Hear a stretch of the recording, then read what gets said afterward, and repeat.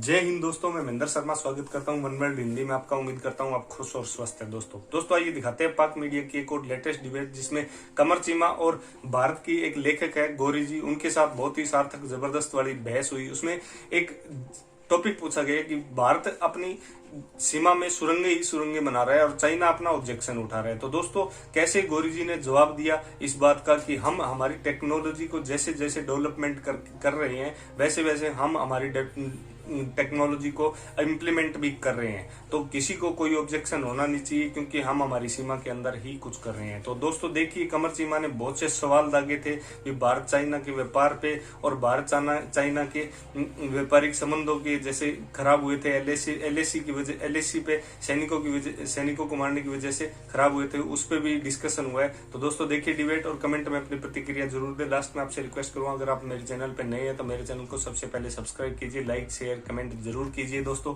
जय हिंद, वंदे मातरम, भारत माता की जय। दोस्तों कहा कि ये बातें चल रही हैं कि नरेंद्र मोदी जो है वो अरुणाचल प्रदेश में और चाइनीज बॉर्डर पे एलएसी के ऊपर बड़ी इन्वेस्टमेंट्स कर रहे हैं।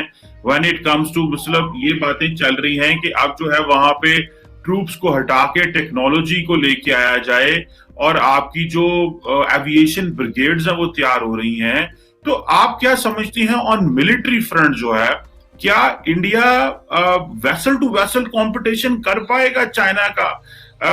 पाकिस्तान तो इंडिया का नहीं कर सकता, लेकिन आप जिस तरह चल रहे हैं या मोदी साहब जिस तरह चल रहे हैं कि अगर चाइनीज ने लेट से उन्होंने कहा जी हम तो हाइपरसोनिक मिसाइल बना रहे हैं, तो कल देखिए कांग्रेशनल रिपोर्ट आ गई अमेरिका की, जी इंडिया भी बना रहा है। सो ये जो इंडिया की इस दौड़ में, क्योंकि चाइना की तो पोजीशन रहता है आपके मुल्क में, तो पॉवर्टी के इश्यूज, अंडर डेवलपमेंट इश्यूज, एक बड़ी क्लास जरूर मौजूद है। इंडिया की इकोनॉमी बहुत बड़ी है, लेकिन वो अभी ट्रिकल डाउन उस तरह नहीं हुई जिस तरह प्रॉपरली होना चाहिए था। ये एक जो मिसमैच होगा, इसको क्या पॉलिटिकल लीडरशिप जस्टिफाई कर पाएगी इन फ्रंट ऑफ मासेस? देखिए, चाइना के अंदर भी आज की तारीख में कॉमन प्रोस्पेरिटी का नारा क्यों लगाया जा रहा है? क्योंकि इनइक्वालिटी तो वहां भी है। अमेरिका तो दुनिया की सबसे बड़ी इकोनॉमी है, $21 ट्रिलियन है, वहां भी इनइक्वालिटी है।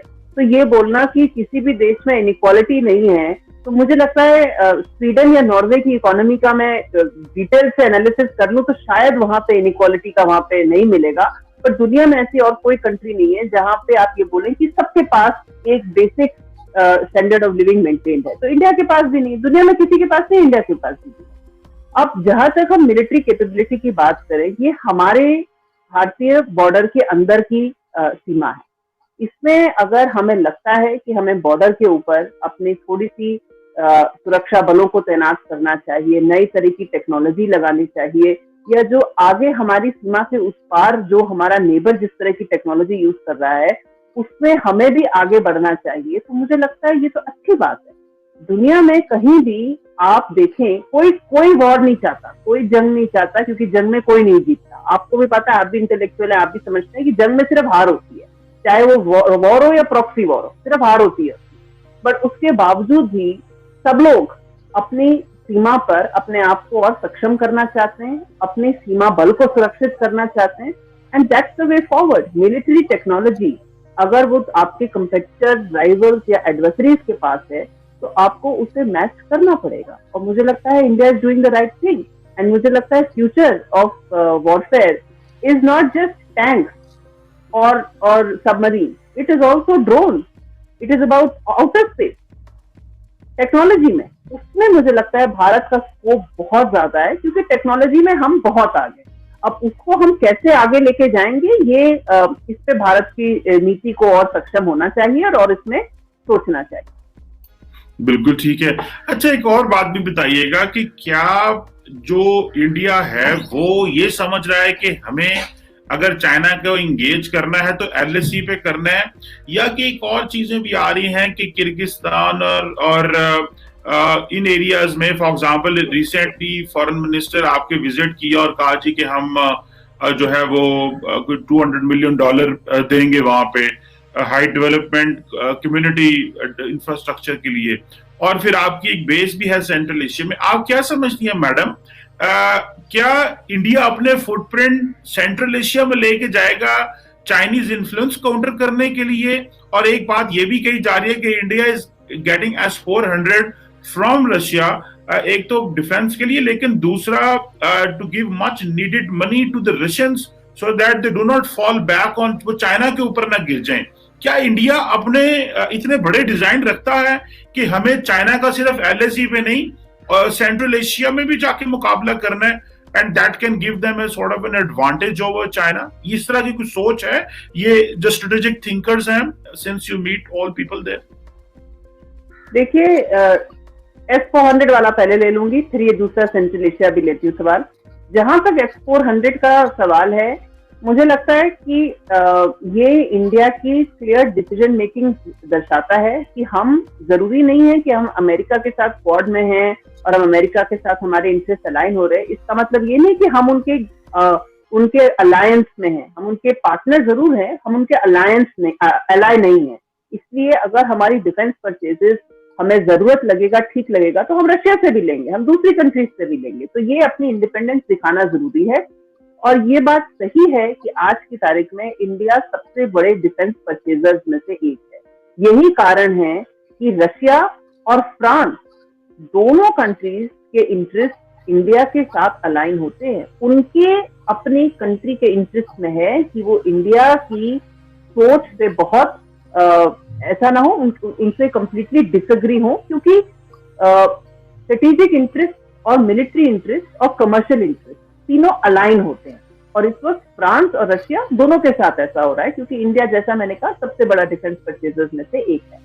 अब बात करते हैं सेंट्रल एशिया को लेकर। सेंट्रल एशिया में चाइना ने बहुत जबरदस्त अपना फुटप्रिंट बढ़ाया है और बढ़ाने की कोशिश की है, और अभी भी उसकी कोशिश जारी है।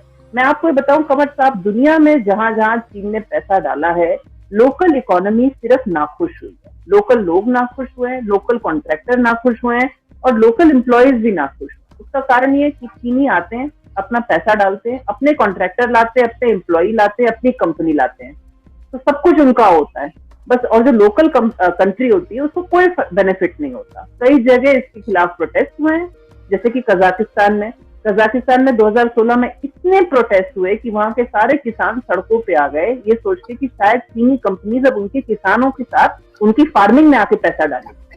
तो कहने का मतलब यह है कि दुनिया में जहां जहां चीन जाता है, वहां पे सिर्फ वो अपने पैसों से लोगों को नाखुश करता है। अब किसी को तो ये काउंटर करना पड़ेगा, किसी देश को तो ऑप्शंस दिखाने पड़ेंगे। अगर इंडिया एक ऑप्शन के तौर पे निकल के आ रहा है कि हम निवेश करना चाहते हैं और हम इक्वल टर्म्स पे, फेवरेबल टर्म्स पे निवेश करेंगे दूसरी कंट्री में, तो किसी को आपत्ति नहीं हो सकती। और ये तो अच्छी बात है कि अगर चीनी फंड का कोई काउंटर, कोई ऑल्टरनेटिव निकल के आए, क्योंकि जैसा मैंने कहा, China doesn't invest, it only goes to get asset. जहां भी वो जाता है वो सिर्फ लोन बांट के आता है और वो लोन चुकाए नहीं जाते हैं। इंडिया ऐसा नहीं करेगा, कोई भी और देश इस तरह से नहीं करेगा। वो जाते हैं, वो इन्वेस्ट करना चाहते हैं। तो अगर इंडिया एक ऑल्टरनेटिव पेश करता है इन सेंट्रल एशिया कंट्रीज के लिए, तो वो सबके हित में।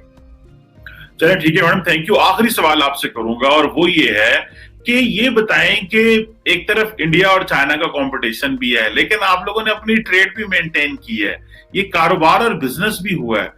तो ये बताएं कि ये कैसे मुमकिन हुआ? क्योंकि लिशरी जब इंडियन फौजियों की जाने गई LAC के ऊपर, तो लोगों ने टीवी तोड़े, चाइना को बंद कर दो, ब्लैकआउट कर दो, एप्स डिलीट कर दो, एप्स हुकूमत ने कहा कर दो। लेकिन एट द सेम टाइम वो तो हुआ, लेकिन बिजनेस जारी रहा। आप बड़े इंपोर्टर है, नेट इंपोर्टर है चाइना से।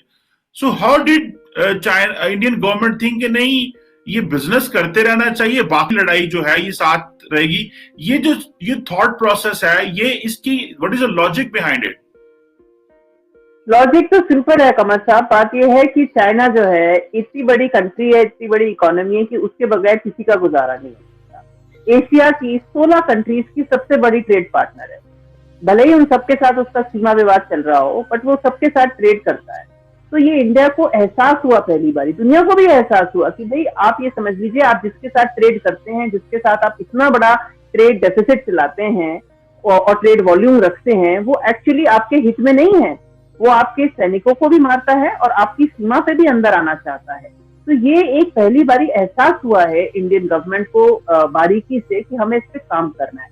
जैसे कि इंग्लिश में कहावत है, Rome wasn't built in one day, उसी तरह से चाइना से डीकपलिंग एक दिन में नहीं हो सकती। शुरुआत हुई है, ये बहुत अच्छी बात है, बट ये सफर लंबा है और हमें तय करना होगा।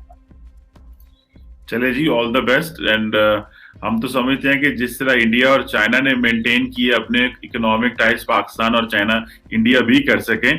But thank you very much.